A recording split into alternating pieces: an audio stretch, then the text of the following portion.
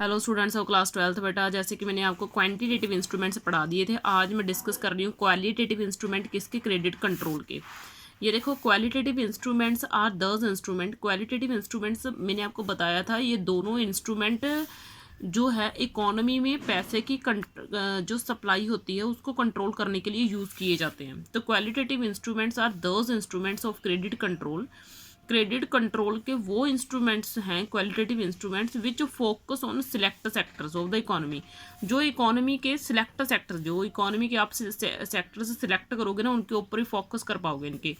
These instruments are use to increase और decrease the supply of money. मैंने अभी आपको क्वांटिटेटिव इंस्ट्रूमेंट पढ़ाए थे पिछली बार वीडियो में। अब देखो, अब जो है आप मैं इसमें क्वालिटेटिव इंस्ट्रूमेंट के बारे में बात करूंगा। ये भी मनी की सप्लाई को इंक्रीज और डिक्रीज करने के लिए यूज़ किए जाते हैं। सबसे पहले देखो मार्जिन रिक्वायरमेंट। मार्जिन रिक्वायरमेंट को पहले मैं आपको अपनी तरफ से समझाना चाहूँगी। मार्जिन रिक्वायरमेंट का मीनिंग है कि अगर किसी पर्सन को ज़रूरत भी है, किसकी लोन की ज़रूरत भी है, तो बैंक क्या करेगी, उसको जो कीमत वो लोन लेने के लिए जो भी कीमत बैंक के पास गिरवी रखेगा, उससे कम कीमत का ब्याज उसको देगी। मेरी बात समझे, कम कीमत का लोन उसको देगी। जी मान लो किसी पर्सन ने बैंक को 1 लाख रुपए की कोई चीज़ गिरवी रख दी, तो बैंक उसको 1 लाख लोन नहीं देगी, बैंक उसको उसकी कीमत से कम लोन देगी। मान लो बैंक उसको देगी 80,000 रुपीज़, या ऐसे बोल दो 50,000 रुपीज़, इतना पैसा देगी। समझ में आई बात। तो वो होता है मार्जिन। मार्जिन का मीनिंग होता है सीमांत। रिक्वायरमेंट यानी कि ज़रूरत, जो ज़रूरत है उसको सीमांत कर देती है, उसकी सीमा तय कर देती है, अभी भाई इससे ज़्यादा नहीं। अब देखो, the margin requirement refers to the difference between the cued current value of the security offered for loan and the value of loan granted. ये देखो, जितना लोन के लिए उसको कीमत चाहिए, जितना लोन उसको मिल रहा है, दोनों के बीच के डिफरेंस को बोला जाता है मार्जिन रिक्वायरमेंट। सपोज मान लो एक पर्सन है, यानी कि मॉर्टगेज हिज हाउस, उसने अपना हाउस जो है वो खरीदना है जिसकी कीमत 1 करोड़ रुपए है। तो वो मतलब मॉर्टगेज मतलब गिरवी रख रहा है, ऐसे बोल दो 1 करोड़ का है, तो बैंक उसको 80 लाख का लोन दे रही है। समझ में ये बात। तो the margin requirement in the cash, जो बैंक ने अपने पास रखा वो कितना रखा, 20 लाख एक्स्ट्रा रखा। ठीक है। The margin requirement is raised. Margin requirement उतनी बढ़ेगी जितनी आपको ज़्यादा पैसे की कीमत जो है ज़्यादा होगी। The margin requirement is raised when the supply of money needs to be reduce. Bank तब डिफरेंस ज़्यादा कर देती है जब बंदे को लोन की ज़रूरत होती है, लेकिन बैंक नहीं चाहती कि इंसान के हाथ में ज़्यादा पैसा जाए। अगर देखो, अब 1 करोड़ की चीज़ है, तो बैंक अगर पूरे का पूरा 1 करोड़ ही पैसा देगी, तो इससे बंदे के हाथ में पैसा ज़्यादा जाएगा। ठीक है। अगर पैसा ज़्यादा गया तो इससे जो है इकोनॉमी में पैसे की सप्लाई बढ़ जाएगी।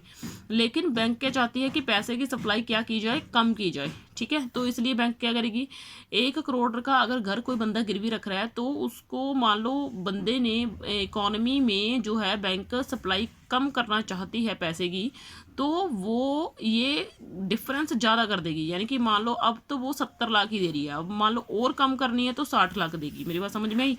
तो इस तरीके से ये जो डिफरेंस है बढ़ता जाता है जैसे जैसे बैंक जो है रिड्यूस करना चाहती है इकोनॉमी में सप्लाई किसकी, पैसे की। लेकिन अगर कम करना चाहती है सप्लाई, तो इतना ही पैसा दे देगी या इससे थोड़ा सा कम अपने पास रखेगी। ये तो हो गया मार्जिन रिक्वायरमेंट। इस तरीके से ये हेल्प करता है इकोनॉमी में मनी की सप्लाई को बढ़ाने और घटाने के लिए। आगे जो है वो है राशनिंग ऑफ क्रेडिट। ठीक है। राशनिंग तो आप समझते हो ना। राशनिंग का मीनिंग है किसी चीज़ को इकट्ठा कर देना। राशन करना, इकट्ठा कर देना। क्रेडिट को राशनिंग करना। ठीक है। अब देखो, मैं इसको बड़ा सिंपल सा पहले इससे हट के समझाना चाहूँगी।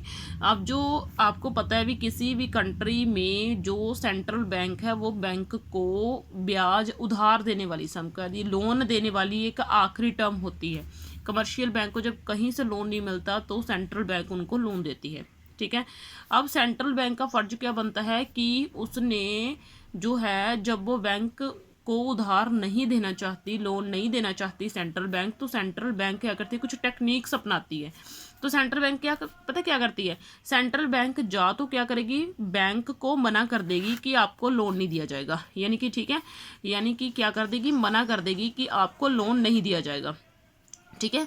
तो एक तो वो ये बात हो गई, यानी कि क्या कर दिया जाएगा, इनकार कर दिया जाएगा बैंक को कि आपको उधार नहीं दिया जाएगा। ठीक है, यानी कि नेवर गिव्स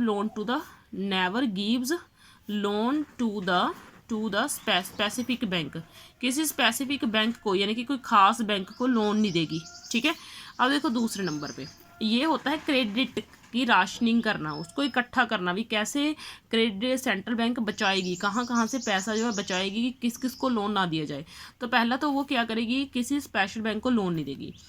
अगर किसी बैंक को लोन चाहिए भी तो उसमें बहुत ज़्यादा कमी कर दी जाएगी, यानी कि कॉन्ट्रैक्शन कर दिया जाएगा। ठीक है, किसमें, in the supply of loan, loan की सप्लाई में कॉन्ट्रैक्शन कर दिया जाएगा, लोन की सप्लाई बहुत कम कर दी जाएगी अगर किसी बैंक को चाहिए भी। ठीक है, या फिर क्या कर दी जाएगी, अगर ये नहीं करेगी बैंक तो बैंक क्या कर देगी, फिक्स कोटा कर देगी, यानी कि fix loan to the central bank, to the commercial bank. अगर कमर्शियल बैंक्स को फिर भी ज़रूरत है लोन की तो जो सेंट्रल बैंक है वो फिक्स कर देगी कि आपको इतना ही लोन मिलेगा, इससे ज़्यादा लोन आपको नहीं मिलेगा। ठीक है, अब देखो दूसरा, अब फोर्थ नंबर पे। ठीक है, इस चारों तरीकों को यूज़ करके ना एक जो सेंट्रल बैंक है वो क्रेडिट को कंट्रोल कर लेती है। नंबर 4, जो मतलब बिजनेसमैन है या इंडस्ट्रीज़ हैं, ट्रेडर्स हैं या इंडस्ट्रीज़ हैं, उनको भी फिक्स कर देगी कि आप इससे ज़्यादा लोन ना तो कमर्शियल बैंक से ले सकते हो, ना ही आपको इससे ज़्यादा अलाउड है लेना, यानी कि fix limit of loan to the traders के लिए एंड किसके लिए, इंडस्ट्रीज़ के लिए और ट्रेडर्स के लिए फिक्स कोटा कर देगी लोन का कि आपको इतना ही लोन मिलेगा, इससे ज़्यादा नहीं मिलेगा। इसको बोलते हैं राशनिंग, यानी कि जहाँ जहाँ से सेंट्रल बैंक बचा सकती है, क्रेडिट को कंट्रोल कर सकती है, वहाँ से करेगी। और ये 4 तरीके हैं सेंट्रल बैंक इनको अपनाती है, या तो किसी स्पेसिफिक बैंक को मना कर देगी, या फिर बैंक को अगर कौन लोन चाहिए तो अगर जितना लोन उनको पहले देती थी उससे कम कर देगी, या फिर लोन की सीमा ही तय कर देगी। और जो इंडस्ट्रीज, जो ट्रेडर्स जो खुला लोन मांगते थे उनके लिए भी ये सीमा निश्चित कर दी जाएगी। उसको बोलते हैं राशनिंग ऑफ क्रेडिट। तो rationing of credit refers two fixation of credit. ये देखो, क्रेडिट को फिक्स किया जाता है, क्रेडिट का कोटा फिक्स कर दिया जाता है डिफरेंट बिजनेस एक्टिविटीज़, जो अलग अलग बिजनेस एक्टिविटीज़ के लिए दिया जाता है। Rationing of credit is introduced when the supply of credit is to be checked particularly for different business activities. ये देखो, तब हमें चेक करना ही पड़ता है जब बिजनेस एक्टिविटीज़ के लिए लोन मांगा चाहता है, लेकिन सेंट्रल बैंक क्या चाहती है कि इकॉनमी में इतना पैसा जाए ना, तो वो चेक करके ही लोन देती है और लोन की सीमा जो है तय कर देती है। समझ में आई बात। अब ये देखो, ये सारे का सारा मैंने आपको पढ़ा दिया ऑलरेडी, चारे पॉइंट्स में ही मैंने आपको ये पूरी की पूरी चीज़ कवर कर दी। वो 4 पॉइंट आपको आते हैं तो ये सारे का सारा आता है। अब ये देखो आगे है मॉरल सजेशन। इसमें क्या है, इसमें जो है नैतिक प्रभाव, इसको अगर आप पंजाबी में या हिंदी में बोलोगे तो ये नैतिक प्रभाव इसकी होती है। नैतिक प्रभाव का मीनिंग क्या है, जो सेंट्रल बैंक है वो चेक करेगी कि जो कमर्शियल बैंक्स हैं क्या वो उसके अकॉर्डिंग, उसकी गाइडलाइंस के अकॉर्डिंग काम कर रही हैं, क्या उसके अकॉर्डिंग सेंट्रल बैंक के अकॉर्डिंग जो कमर्शियल बैंक्स हैं उनकी बात को मान रही हैं, क्या उनकी CRR, उनकी SLR को अप्लाई कर रही हैं अपने बैंक के ऊपर। ठीक है, तो इस तरीके से सेंट्रल बैंक अगर नहीं कर रही तो उनको कार्रवाई की जाएगी। अब देखो, it is like rendering an advice. ठीक है बेटा, तो इस तरीके से हमारा ये जो है आपने डन कर देना है। इस तरीके से आपका ये पूरे का पूरा कंप्लीट हो गया बेटा। इसके साथ ही आपका चैप्टर भी डन हो गया। ये मॉरल सजेशन वाला पॉइंट बहुत ईजी है, बहुत ही ज़्यादा बेटा। ठीक है, तो इस